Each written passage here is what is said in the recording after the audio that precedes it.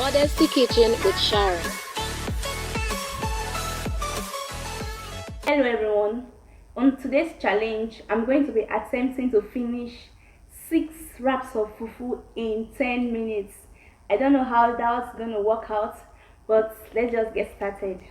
So to begin, I'm going to unwrap the fufu and then I continue eating.